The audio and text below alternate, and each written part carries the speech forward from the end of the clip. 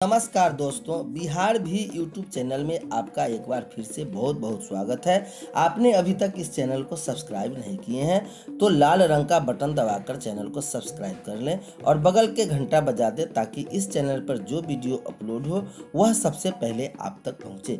हाँ दोस्तों, लाइक ज़रूर कर देंगे क्योंकि आपके लाइक करने से ही हमारे मेहनत का फल मिलता है।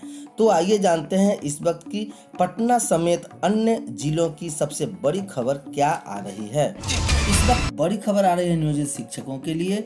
बिहार के ऐसे सभी नियोजित शिक्षकों के नौकरियों पर लटकी तलवार। प्राथमिक शिक्षा निर्देशक डॉक्टर रंजीत कुमार सिंह का आया आदेश।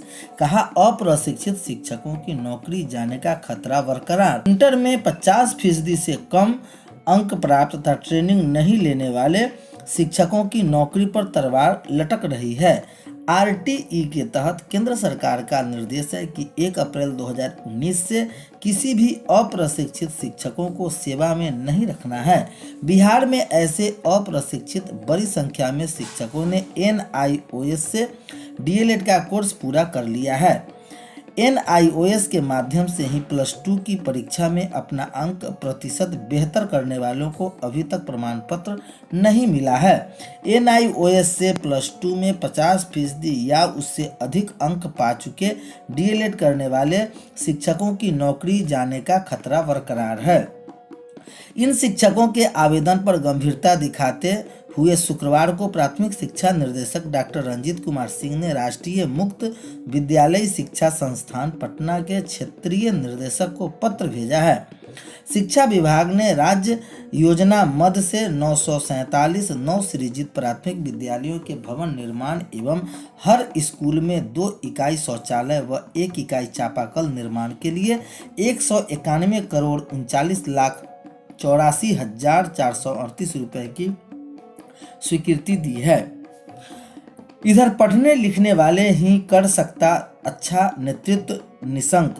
केंद्रीय शिक्षा मंत्री डॉक्टर रमेश पोखरियाल निशंक ने कहा कि जिसने पढ़ने लिखने और बाद में उसे क्रियान्वित करने की भी क्षमता हो वही अच्छा नेतृत्व कर सकता है। प्रधानमंत्री नरेंद्र मोदी भी यही कहते हैं कि जो पढ़ता है वही आगे बढ़ता है। निशंक ने यह बात शुक्रवार को 29वें विश्व पुस्तक मेला के वर्चुअल संस्करण के उद्घाटन अवसर पर कही। इस दौरान निशंक ने राष्ट्रीय शिक्षा नीति 2020 पर बात करते हुए कहा कि यह नीति लोकल को ग्लोबल स्तर पर ले जाएगी। उन्होंने राष्ट्रीय पुस्तक न्यास NBT की तरफ से राष्ट्र को गुणवत्तापूर्ण सामग्री प्रदान करने की दिशा में किए प्रयासों के लिए सराहा। वर्चुअल संस्करण को स्वागतयोग्य कदम बताते हुए कहा कि यह पढ़ने की संस्कृति और किताबों के प्रकाश से देश को नई ऊंचाइयों पर ले जाएगा। इस दौरान उन्होंने NBT की तरफ से प्रकाशित 17 द्विभाषी पुस्तकों का विमोचन किया। NBT के अध्यक्षता प्रोफेसर गोविंद प्रसाद वर्मा ने कहा कि भारत दुनिया का तीसरा बड़ा पुस्तक प्रकाशक है और इस प्रकार यह हमारी प्राथमिकता है कि इन पुस्तकों के माध्यम से हम ऐसी सामग्री का उत्पादन करें जो हमारी समृद्ध संस्कृति और परंपराओं को आगे ले जाए। निर्देशक युवराज मलिक ने स्वागत भाषण में कहा कि विश्व पुस्तक मेला 2021 की थीम राष्ट्रीय शिक्षा नीति 2020 की दृष्टि से पुस्तक पढ़ने की संस्कृति को भी बढ़ावा देती है। मेले में शिक्षा नीति पर चर्चा करने के लिए 20 से अधिक वेबिनार सेमिनार का आयोजन किए जाएंगे। नए नियमों के बारे में अनावश्यक भ्रांतियां फैलाई जा रही है।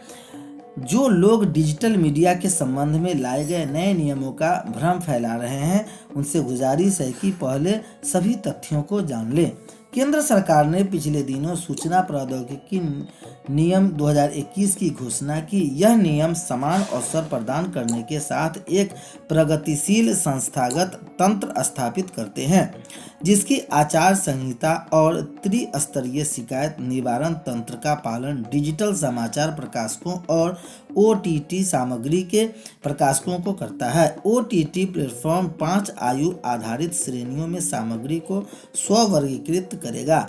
डिजिटल मीडिया पर खबरों के प्रकाशकों को भारतीय प्रेस परिषद की पत्रकारिता नियमावली और केबल टेलीफोन नेटवर्क नियामकीय अधिनियम की कार्यक्रम संहिता का पालन करना होगा, जिससे ऑफलाइन प्रिंट, टीवी और डिजिटल मीडिया के बीच समान अवसर उपलब्ध हो। दुख की बात है कि कुछ संशयवादियों ने इन नियमों को सेंसरिंग लागू करेंगे, अभिव्यक्ति की स्वतंत्रता और अंकुश लगाने और यहाँ तक कि उन्हें तानाशाही तक करार दिया है। पहले ओटीटी प्लेटफॉर्म पर सामग्री के मुद्दे को लेते हैं। वास्तव में स्वतंत्र भारत में पहली बार 5 अलग अलग आयु समूह में स्व-वर्गीकरण की अधिक पारदर्शी प्रणाली के लिए पूर्व प्रणालीकरण या सेंसरशिप से अलग तकनीकी की बात की गई है। अगर हम विभिन्न देशों में ओटीटी वर्गीकरण पर विचार करते हैं तो सिंगापुर और Infocom media development authority broadcasting act 1994 के तहत स्थापित है, जहां विभिन्न मीडिया के लिए सामान्य मीडिया नियामक निकाय और ओटीटी वीडियो ऑन डिमांड और विशिष्ट सेवाओं के लिए वहां 1 मार्च 2018 से कंटेंट कोड प्रभाव में आया है। वही ऑस्ट्रेलिया में ऑनलाइन मीडिया को ब्रॉडकास्टिंग सर्विसेज एक्ट 1992 के माध्यम से विनियमित किया जाता है, जिसमें ऑनलाइन सुरक्षा अधिनियम 2015 को और जोड़ा गया है।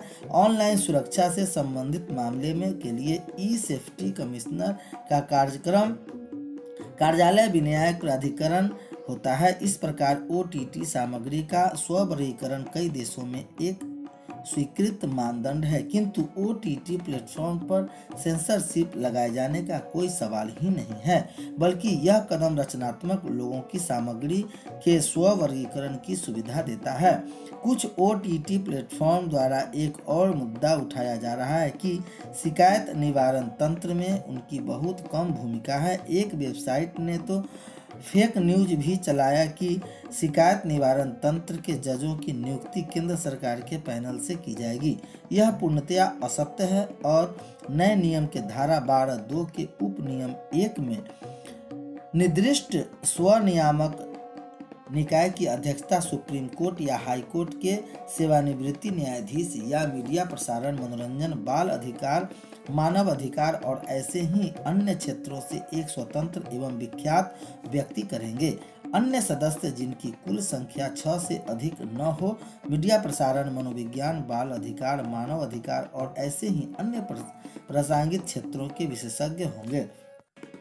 स्पष्ट है, स्व विनिमय तंत्र के टियर 1 और टियर 2 में किसी भी सरकारी हस्तक्षेप की बात नहीं।